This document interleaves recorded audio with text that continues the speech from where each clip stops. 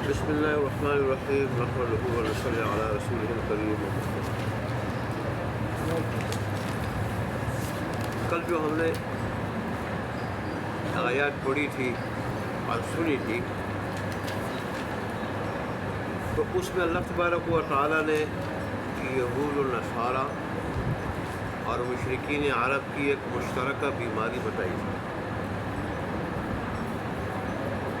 کہ ایک طرف تو تم اللہ تبارک و تعالیٰ کے محبوب ہونے، لاڈلا ہونے اور مقرب ہونے کا دعویٰ کرتے ہو، اور دوسری طرف تمہارے اندر وہ برائیاں موجود ہیں جو اللہ تبارک و تعالیٰ کے نزدیک بہت بڑا ظلم ہے، بہت بڑا ظلم ہے. اور وہ کیا ہے کہ تم اللہ تبارک و تعالیٰ کے گھروں سے، عبادت خانوں سے لوگوں کو روکتے ہو، بندش لگاتے ہو، پابندی لگاتے ہو کہ ان عبادت خانوں میں اللہ کا نام لیا جائے، اللہ کی عبادت کی جائے، اور اس طرح تم ان عبادت خانوں کو ویران کرتے ہو. یہ یہود میں بھی ہے کہ یہود نے عیسائیوں کے عبادت خانوں کو گرایا بھی، ویران کیا. ایسے عیسائیوں نے یہود کے عبادت خانوں کو گرایا، ویران کیا. اور یہ بات مشرکین مکہ میں بھی تھی، وہ بھی رسول اللہ صلی اللہ علیہ وسلم کو، مسلمانوں کو مسجد حرام میں نماز پڑھنے نہیں دیتے تھے. یہاں تک کہ رسول اللہ صلی اللہ علیہ وآلہ وسلم کو عبادت کر نہیں دیتے تھے.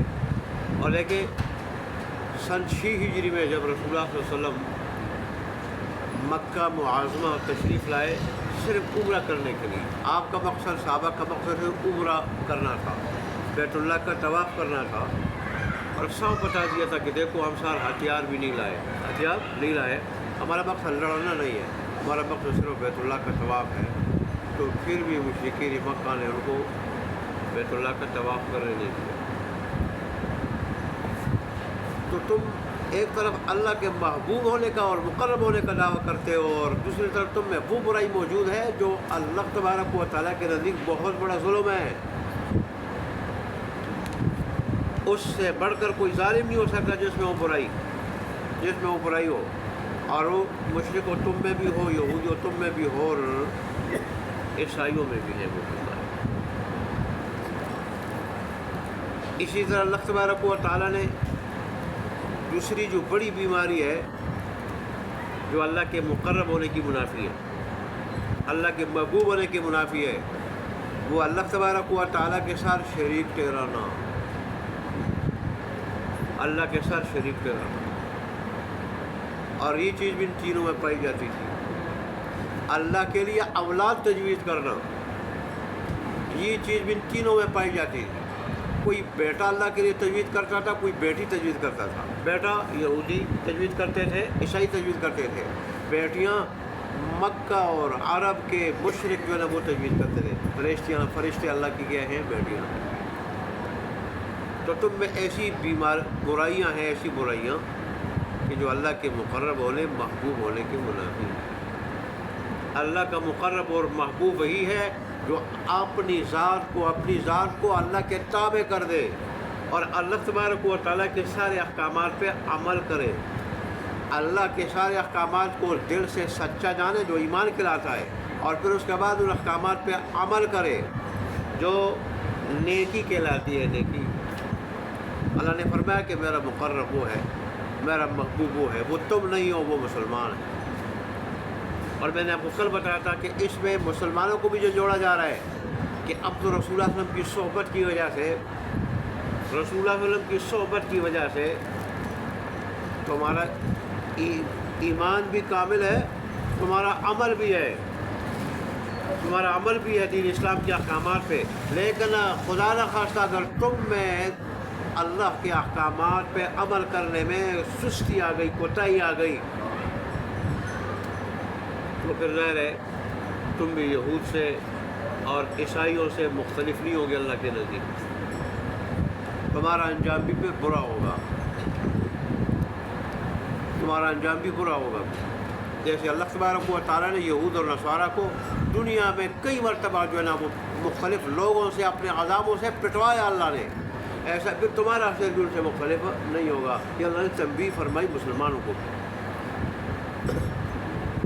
اور پھر اللہ نے ایک بنیادی اصول بتایا مسلمانوں کو. رسول اللہ صلی اللہ علیہ وآلہ وسلم ابتدائی دور میں جب آپ کو نبوت ملی تو آپ بیت اللہ کی طرف منہ کر کے نماز پڑھتے تھے. مسلمان بھی بیت اللہ کی طرف منہ کر کے نماز پڑھتے تھے. اس پہ یہودی اعتراض کرتے تھے اور کہتے تھے یہ کیسا نبی ہے کہ جو بیت اللہ کی طرف, بیت المقدس کو چھوڑ کے بیت اللہ کی طرف منہ کر کے نماز پڑھتے ہیں. حالانکہ اس سے پہلے جتنے انبیاء ہیں سارے بیت المقدس کی طرف جو کیا کرتے ہیں, منہ کر کے نماز پڑھتے ہیں. پھر جب مدینے گئے اور وہاں اللہ تبارک و تعالیٰ نے ان کو مسلمانوں کے قریب کرنے کے لیے, قرآن کے قریب کرنے کے لیے, ان کی دل جوئی کے لیے اللہ نے بیت المقدس کی طرف نماز پڑھنے کا حکم دیا, تو وہاں بھی ڈنڈورا کرنے لگے کہ دیکھیں ہمارے کہنے پہ یہ بیت المقدس کی طرف منہ کر کے نماز پڑھنے پہ مجبور ہو گئے. ہمارے کہنے پہ بیت المقدس کی طرف منہ کر کے نماز پڑھنے پہ مجبور ہو گئے. یہ کہہ کے خوش ہوتے تھے. لیکن جب اللہ تبارک و تعالیٰ نے دیکھا, مسلمانوں کو دکھایا اور خود اپنے حبیب کو بھی دکھایا کہ دیکھو یہ ایسے ظالم قسم کے لوگ ہیں, ان کے ضمیر ایسا مردہ ہیں کہ باوجود اس کے کہ بیت المقدس کی طرف جو ان کا قبلہ ہے, بیت اللہ سے جو ہے نا وہ تمہیں ہٹا کے ان کے قبلے بیت المقدس کی طرف جو ہے وہ تم نے 16 یا 17 مہینے نمازیں پڑھی. مقصد یہ تھا ان کی دلجوئی ہو, مقصد یہ تھا کہ قرآن کے قریب ہوں, قرآن کی طرف, دین اسلام کی طرف جو ہے نا یہ راغب ہو جائے. لیکن یہ جو ٹس سے مس نہیں ہوئے. جب اللہ تبارک و تعالیٰ نے دوبارہ حکم دیا بیت اللہ کی طرف نماز پڑھنے کا, تو پھر جو ہے نا وہ کیا پروپیگنڈا کرنے لگے کہ یہ تو انہوں نے قبلے کی توہین کی. قبلے کی کیا کی؟ توہین کی. جو انبیاء کا قبلہ آ رہا ہے, انبیاء کا قبلہ رہا ہے, انبیاء جو ہے نا وہ سارے اس قبلے کی طرف نماز پڑھتے رہے, اور انہوں نے اس قبلے سے جو ہے نا وہ کیا کر دیا, رخ پھیر دیا. اور اب جو ہے نا وہاں اس طرف منہ کرنے کے بجائے جو ہے نا دوسری طرف منہ کرنے لگے. یہودیوں کے دل میں بیت اللہ کا احترام نہیں تھا, بدبختوں کے دل میں بیت اللہ کی عظمت, بیت اللہ کا احترام نہیں تھا. نہ اس کو قبلہ مانتے تھے, وہ بیت المقدس کو قبلہ مانتے تھے. اور اس میں بھی عیسائیوں میں, یہود میں اختلاف ہے. ایک بیت المقدس کی مشرقی جانب کو جو ہے نا قبلہ سمجھتے تھے, اور دوسرے جو ہے نا اس کے مغربی جانب کو قبلہ سمجھتے تھے. تو ایک دوسرے کو کہتا تھا کہ تیرا قبلہ جو ہے وہ کیا غلط ہے, دوسرا کہتا تیرا قبلہ کیا ہے, غلط ہے. تو بہرحال اللہ تبارک و تعالیٰ نے ایک اصولی بات سمجھائی کہ بھئی تقدس اللہ تبارک و تعالیٰ کے حکم میں, کسی چیز کی ذات میں تقدس نہیں ہے. اگر اللہ نے بیت اللہ کی طرف حکم دیا ہے نماز میں جو ہے نا وہ بیت اللہ کی طرف منہ کر کے نماز پڑھنے کا, بیت اللہ کی طرف رخ کرنے کا, تو بیت اللہ کی ذات میں یہ تقدس نہیں ہے, یہ اللہ کے حکم میں تقدس ہے. اس طرح اگر اللہ نے بیت المقدس کی طرف حکم دیا تھا بیت المقدس کی طرف منہ کر کے نماز پڑھنے کا, تو بیت المقدس کی ذات میں تقدس نہیں ہے, یہ اللہ کے حکم میں تقدس ہے. اللہ کے حکم سے کسی چیز میں تقدس آتا ہے, کسی سمت میں تقدس آتا ہے, پاکیزگی آتی ہے. وہ چیز کیا ہو جاتی ہے, پاکیزہ ہو جاتی ہے, وہ محترم ہو جاتی ہے اللہ کے حکم سے. تو ظاہر ہے اللہ کا حکم اگر ایک سمت کی طرف نماز پڑھنے کے بعد دوسرے کی طرف ہو جائے تو اس پر اعتراض کرنے کو کسی کا کوئی حق نہیں ہے. وہ نہیں کہہ سکتا کہ اب کیا ہو گیا, اس سمت کی توہین ہو گئی, اس کی توہین ہو گئی, اس کی بے ادبی ہو گئی. اس لیے کہ تقدس تو سمت کی ذات میں نہیں تھا, اللہ کے حکم میں تھا. پہلے حکم اس طرف تھا, وہ حکم دوسری طرف ہو گیا ہے. یہ بنیادی اصول اللہ نے سمجھایا اور فرمایا کہ مشرق اور مغرب جو ہے وہ کیا ہے, یہ اللہ کے لیے.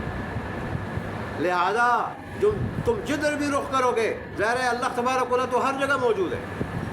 اللہ تبارک و تعالیٰ کی مثال تو روشنی کی طرح, نور کی طرح ہے. اب نور کے بارے میں کوئی نہیں کہہ سکتا کہ اس کا رخ ادھر ہے یا ادھر ہے یا ادھر ہے.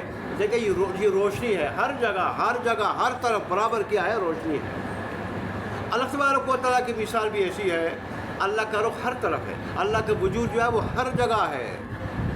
لہذا اگر اللہ تبارک و تعالیٰ ایک سمت کی طرف منہ کرنے کے بعد دوسری سمت کا جو ہے وہ حکم لے لے, وہ یہ نہیں کہہ سکتا کہ اب جو کیا ہو گیا, اس سمت کی کیا ہو گئی, توہین ہو گئی, اس کی کیا ہو گئی, بے ادبی ہو گئی. اس میں کوئی اعتراض نہیں کر سکتا کیونکہ تقدس اللہ کے حکم میں ہے، کسی چیز کی ذات میں تقدس نہیں ہے۔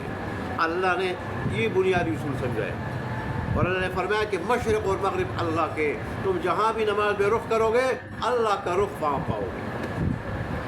اسی لیے علماء نے اور احادیث کی روشنی میں ایک مسئلہ نکالا ہے کہ اگر آدمی ایسی جگہ جائے کہ وہاں قبلے کی طرف کا پتہ نہیں چل رہا، مانے صحرا ہے، جنگل ہے، وہاں کوئی آدمی ہے بھی نہیں، اسے پوچھتے کہ قبلہ کس طرف ہے، تو وہاں حکم یہ ہے کہ اپنے طور پر کوشش کرے۔ سورج اگر ہے تو اس کو دیکھے۔ جیسے ہمارے ملکوں میں سورج جو ہے نا وہ کیا ہے، سورج جہاں غروب ہوتا ہے مغربی جانب وہاں قبلہ ہوتا ہے، تو ایسے ہی جو ہے نا اور ممالک والے دیکھیں کہ ان کا قبلہ کس طرف ہے، سورج سے کس طرف ہے، ٹھیک ہے، وہ سورج کو دیکھے یا چاند کو دیکھے یا ستاروں کو دیکھے، قبلہ کیا کرے، متعین کرے۔ بہرحال غور فکر کرے، اچھی طرح کوشش کرے، اور جب کوشش غالب گمانی ہو جائے کہ اس طرف قبلہ ہے اور پھر اس کی طرف نماز پڑھ لیں، بعد میں اگر ان کو پتہ چل جائے کہ بھئی جس طرف نماز پڑھی تھی وہ سمت قبلہ کی نہیں تھی، قبلہ اس طرف نہیں تھا، تو نماز ہو جائے گی۔ ایسے صحابہ کرام کو ہوا، انہوں نے اپنے اپنی کوشش کے مطابق مختلف سمتوں کو قرار دیا کہ یہ قبلہ ہے۔ جب ان سمتوں نے نماز پڑھی، بعد میں پتہ چلا کہ ان کی سمت غلط تھی، پھر جب رسول اللہ صلی اللہ علیہ وسلم نے اس سے پوچھا گیا تو آپ نے کہا آپ کی نماز ہو گئی۔ آپ نے جو ہے نا اپنی کوشش کے مطابق جو ہے وہ کیا کیا ہے، وہ نماز جو قبلے کی طرف پڑھی۔ اسی طرح نفلی نماز، فرض نماز کے لیے تو ضروری ہے کہ قبلہ اگر معلوم ہو تو اس کی طرف منہ کر کے نماز پڑھے، قبلہ معلوم نہ ہو تو اپنی طرف سے پوری کوشش کرے، اور کوشش کے بعد جو غالب گمان ہو اس کے مطابق قبلے کی طرف منہ کر کے نماز پڑھے۔ نفلی نماز ہو اور یہ سواری پہ وہ سفر کر رہا ہے ریل گاڑی میں، یا جو ہے وہ عام سواری پہ سفر کر رہا ہے، تو سفر کے دوران جب سواری پہ اور نفلی نماز ہو تو وہاں بیت اللہ کی طرف منہ کرنا، قبلے کی طرف منہ کرنا ضروری نہیں، جدھر رخ ہے اس طرف رخ کر کے جو ہے کیا کرے، سواری کے اوپر نماز پڑھتا جائے۔ یہ سہولت بھی اللہ تبارک و تعالیٰ نے نفلی نماز پڑھنے والوں کو دی۔ تو بہرحال اس میں یہ چند نکات کی بات تھی کہ وہ مشرکین مکہ اعتراض کرتے تھے، اس کا تفصیلی جواب تو اللہ تبارک و تعالیٰ نے دوسرے سپارے کے شروع میں دیا ہے، لیکن یہاں اللہ تبارک و تعالیٰ نے ایک بنیادی اصول بیان کیا تھا، وَلِلَّهِ الْمَشْرِقُ وَالْمَغْرِبُ، یہ بنیادی اصول اللہ تبارک و تعالیٰ نے بیان فرمایا۔ تو میں نے کہا وہ بنیادی اصول بھی آپ کے سامنے ذکر کروں، اور دوسرا میں یہ بتا دوں کہ مشرکین مکہ یہود نصارہ کی جو مشترک بیماریاں تھیں اور جو برائیاں تھیں جو اللہ کے مقرب ہونے کی منافی تھی، اور یہ بھی جو ہے نا اس طرح بھی توجہ دلاؤں کہ یہ برائی جس میں بھی ہو، عیسائی میں ہو، یہودی میں ہو، یا جو مشرکین مکہ میں تھی، یا اگر مسلمان میں ہوں، یہ برائیاں اللہ کے مقرب ہونے کے منافی ہیں، اللہ کے محبوب ہونے کے منافی ہیں۔ جس آدمی میں یہ برائیاں ہوں کہ اللہ کے گھر میں کسی کو نماز پڑھنے نہ دے، اللہ کے گھر میں کسی کو ذکر کرنے نہ دے، اللہ کے گھر کے ویران کرنے کی جو ہے وہ کیا کرے، کوشش کرے، وہ اللہ کا مقرب نہیں ہے، وہ اللہ کا محبوب نہیں ہے۔ ایسا جو صرف اپنی نسل پہ فخر کرتا ہے، میں نیک خاندان کا ہوں، میں پیر زادہ ہوں، میں مولوی زادہ ہوں، ٹھیک، میں بزرگ زادہ ہوں، میں ولی زادہ ہوں، ٹھیک ہے، تو ان آیات اور گزشتہ آیات کی روشنی میں یہ بھی جو ہے وہ کیا ہے، یہ بھی غلط ہے۔ یہ یہودی یہی کہتے تھے، ہم انبیاء زادے ہیں، ہم انبیاء کی اولاد ہیں، ہم اللہ کے لاڈلے ہیں، ہم جو بھی مرضی عمل کریں ہم جنت میں جائیں گے، ہمارے سوا کوئی جنت میں نہیں جائے گا۔ اللہ تبارک و تعالیٰ نے فرمایا کہ غلط کہتے ہیں، ان سے کہہ رہے ہو اگر تم جنت میں جاؤ گے تو موت کی تمنا کرو۔ اللہ نے فرمایا کہ ہرگز موت کی تمنا نہیں کریں گے، ان اعمال کی وجہ سے جو رہنے والی، ان اعمال کی وجہ سے جو آگے بھیجیں، اپنے کرتوت انہیں معلوم ہے۔ پھر اللہ نے فرمایا کہ اللہ کا محبوب لاڈلا وہ ہے جو اللہ کے آگے اپنی ذات کو کیا کر دے، جھکا دے، اپنی ذات کو اللہ کے آگے جھکا دے کہ اللہ تیرے حکم کی خلاف ورزی نہیں کروں گا، اور اللہ کے احکام کی کیا کرے، تعمیل کرے، اللہ کے احکام پہ عمل کرے، وہ اللہ کا کیا ہے، لاڈلا۔ ویسے عبادت خانوں کی ویرانی کی اور بے ادبی کی بات آ گئی، اسلام کی تعلیمات یہ ہے کہ کافر اگر اپنے ہاتھوں اپنے عبادت خانوں کو گرائے وہ الگ بات ہے، مسلمانوں کو کافروں کے عبادت خانے گرانے کی اجازت نہیں ہے۔ مسلمانوں کو کافروں کے عبادت خانے گرانے کی اجازت نہیں ہے۔ چنانچہ بہت سارے جہاد کے موقع پر رسول اللہ نے فرمایا کہ جب تمہاری لڑائی ہو رہی ہو، این جہاد کے موقع پہ بھی جو لوگ اپنے عبادت خانوں میں ہو، خواہ وہ یہودی ہے، خواہ وہ عیسائی ہے یا کوئی اور مذہب والے، اپنے عبادت خانوں کے اندر ہے اور آپ سے وہ لڑائی نہیں کر رہے، تم نے ان کو نہیں چھیڑنا، ان کو نہیں چھیڑنا، ان کو دیکھنا نہیں، ان کے ساتھ لڑنا نہیں، ان کو کچھ کہنا نہیں ہے، اور نہ ان کے عبادت خانوں کو بلا ضرورت کچھ کہنا ہے۔ یہ ہے دین اسلام کی تعلیمات ہے۔ چھوٹے بچوں کو کچھ نہیں کہنا، عورتوں کو کچھ نہیں کہنا، بوڑھوں کو کچھ نہیں کہنا، یہاں تک کہ جو تمہیں کچھ کہتا نہیں ہے، امن پسند ہے، ان کو بھی کچھ نہیں کہنا۔ دین اسلام تو یہاں تک کہ رہتا ہے مسئلہ نہیں بنانا، ناک کسی کی ناک کاٹی جائے، کان کاٹے جائیں، ہاتھ پاؤں کاٹے جائیں، مسئلہ نہ بنانا، تڑپا تڑپا کے نہ مارنا کافر دشمن کو بھی، بس سیدھا سیدھا تلوار چلا کے گردن جدا کر دینا۔ مقصد تو لڑائی نہیں ہے، مقصد تو دین کے آگے جو رکاوٹیں وہ دور کرنی ہے، وہ دور کرنی ہے۔ تو ایک کافر کو جہاد کے دوران بھی اس کے ساتھ نرمی کا حکم ہے، نرمی کا، تڑپا تڑپا کے مارنے کا حکم نہیں ہے۔ ایک طرف دین اسلام کی تعلیمات ہے، اور مسلمانوں کو جب بھی اللہ نے اقتدار دیا ہے مسلمانوں نے اس پہ عمل کیا۔ کوئی مثال نہیں ملتی کسی مسلمان حکمران نے اور مسلمانوں کو جب غلبہ آتا انہوں نے کسی ہندو کو، سکھ کو، عیسائی کو، یہودی کو زبردستی مسلمان بنایا ہو، کہیں بھی مثال نہیں ملتی۔ لیکن ان بدبختوں نے، عیسائیوں نے، یہودیوں نے اور ہندوؤں نے جب بھی ان کو موقع ملا بہت سارے مسلمانوں کو پہلے تو ہندو بنانے کی کوشش کی، ہندو بنایا، عیسائی بنایا، یہودی بنایا، اور اگر وہ نہ بنائے تو ان کو گالی اور اس کی طرح گاجر اور مولی کی طرح انہوں نے کاٹا ہے بری طرح۔ وہ برمے میں کیا کرتے رہے بدبخت، یہ پاؤں کے پنجے سے لے کے ٹوکے سے کاٹتے تھے، ٹوکے زندہ مسلمان کو، زندہ ہاتھ پاؤں باندھ کے یا کئی آدمی پکڑ کے یہ پاؤں کے پنجے سے اس طرح کاٹتے تھے، اس طرح کاٹتے تھے، اور جب صرف دڑ رہ جاتا تھا پھر اسی ٹوکے سے ذبح کرتے تھے۔ یہ تو خود ایسے ہاتھ پہ کاٹ دیتے تھے۔ لیکن اسلام اتنا عدل والا کہ بچوں کو کچھ نہیں کہنا، عورتوں کو کچھ نہیں کہنا، بوڑھوں کو کچھ نہیں کہنا، جو تم سے لڑ رہے ان سے کچھ نہیں کہنا، جن کے ساتھ معاہدہ ہو تو عاشقی نہیں کرنی، اگرچہ تمہیں غلبہ ملے۔ ان گوروں کو کئی مرتبہ دنیا میں جب ان کو غلبہ ملا اور یہ سمجھے کہ ابھی جو ہے نا ہمارا پڑنا بھاری ہے، انہوں نے جنگ بندی کے معاہدے توڑے ہیں، اور جب ان کو کہا گیا کہ بھئی تم نے تو معاہدہ کیا تھا، تو یہ کیا کہتے تھے، یہ معاہدے کرتے ہیں معاہدے کرتے ہیں نا وقت ٹالنے کے لیے اور موقع تلاش کرنے کے لیے معاہدے کیے جاتے ہیں، اور جب موقع مل جائے تو میرے معاہدے شاید کچھ نہیں ہوتے۔ انہوں نے ایسی باتیں کہی ہیں۔ یہ تو دین اسلام ہے اور مسلمانوں نے اس پہ عمل کیا ہے۔ دین اسلام کی تعلیمات ہے کسی کافر کے ساتھ معاہدہ ہو تو معاہدہ توڑنا جائز نہیں، اور کہیں اگر مسلمانوں نے، کہیں سپہ سالار نے اس کی خلاف ورزی کی تو وہاں دیگر صحابہ نے ان کو یاد دلائی ہے کہ بھئی تم اگر ذہن میں وقتی طور پر کہیں جو ہے نا اللہ کے رسول اور اللہ کا یہ حکم نہ ہو، جب مسلمانوں نے بات یاد دلائی کہ اللہ کا حکم تو یہی ہے، اور یہاں جو ہے وہ مطلب بعض اوقات غلطفہمی بھی ہو جاتی ہے کہ شاید اس شکل میں جو ہم اختیار کر رہے ہیں شاید آہر شکنی جو ہے وہ لازم نہ آئے، تو پھر جب علماء نے ان کو بات سمجھائی کہ اس میں بھی آہر شکنی لازم آتی ہے، انہوں نے علاقے جو فتح کیے تھے وہ بھی واپس کیے ہیں، قیدیوں کو بھی رہا کیا، اور پھر باقاعدہ اعلان کیا کہ ہمارا معاہدہ نہیں ہوگا۔ یہ مسلمان اسلام کی تعلیمات بھی اور مسلمانوں نے اس پہ عمل کر کے دکھایا ہے۔ ہمارا دین بڑے عدل والا ہے، اس کی تعلیمات عادلانہ ہے اور اس میں بڑی جامعیت ہے، لیکن آج ہمارے حکمران گوروں کی طرف دیکھ رہے ہیں، حالانکہ وہ گورے خود پریشان ہیں، بڑے بڑے گورے جیسے وہ چارلس، وہ یہ کہہ چکے ہیں، عالمی مجلسوں میں کہہ چکے ہیں کہ بھئی ہمارے سارے مسائل کا، عالمی مسائل کا حل اگر ہے تو اسلام ہے، ہمارے مسائل کا حل اگر ہے، ہم اس نتیجے پہ پہنچ چکے ہیں۔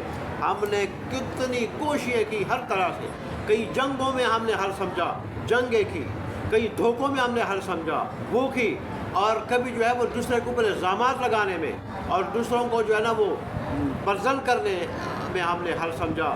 سارے حرب ہم نے استعمال کیے, ہمارے مسائل حل نہیں ہوئے. ہمارے مسائل کا حل ایک ہی ہے, وہ کیا ہے؟ دین اسلام کی تعلیمات ہیں کہ ہم دین اسلام سے رہنمائی لیں. وہ تو یہ کہتے ہیں اس درجے پہ پہنچے اور دڑا دڑ گورے مسلمان ہو رہے, اور آج ہمارے حکمران ہیں جو ان کی طرف دیکھ رہے ہیں اور ان سے قوانین لے رہے ہیں. تو پھر ظاہر ہے ہم کامیاب کہاں ہو سکتے ہیں؟ آج ہمارے ذہن غلامانہ ہے.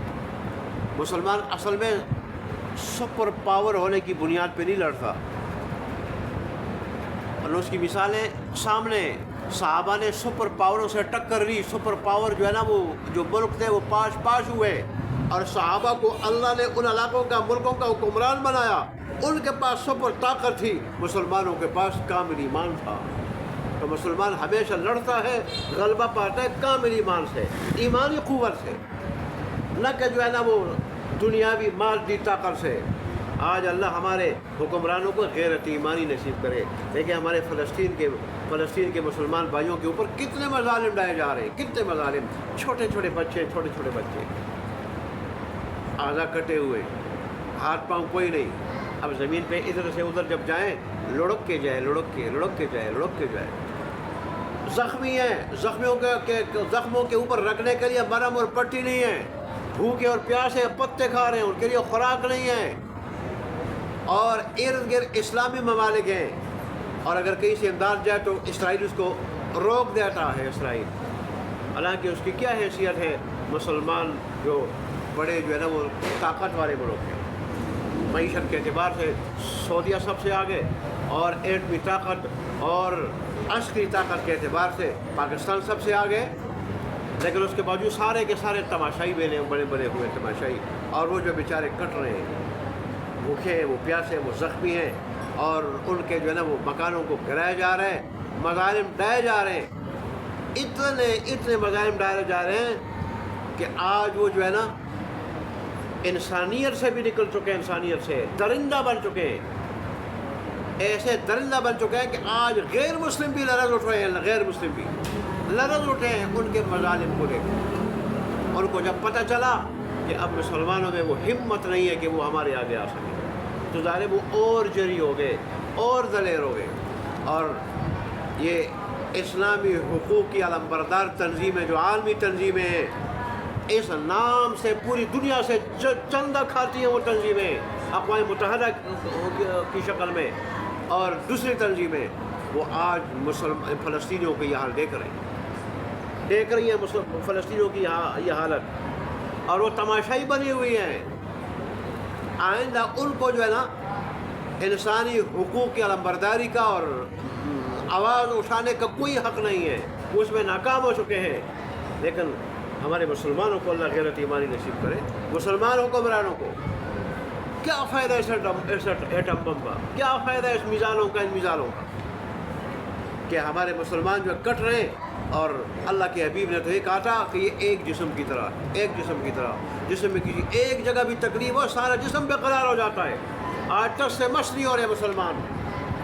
ایسے اصل میں بات یہی ہے, دنیا کی محبت آ چکی ہے, دنیا کی محبت دلوں میں آ چکی ہے. ہم عیش و عشرت کے عادی ہو چکے ہیں, عیاشی کے عادی ہو چکے ہیں.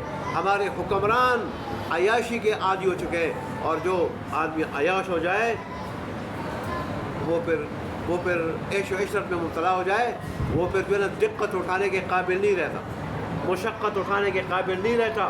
وہ پھر اللہ کے راستے میں جہاد کرنے سے وہ ڈرتا ہے, کانپتا ہے, اور بزدل بن جاتا ہے. اس طرح اللہ تبارک اللہ ہمارے حکمرانوں پہ اور ہم سب پہ اللہ رحم فرمائے. اللہ ہمارے فلسطینی بھائیوں کی مدد فرمائے. وآخر دعوانا الحمدللہ رب العالمین. الحمدللہ رب العالمین.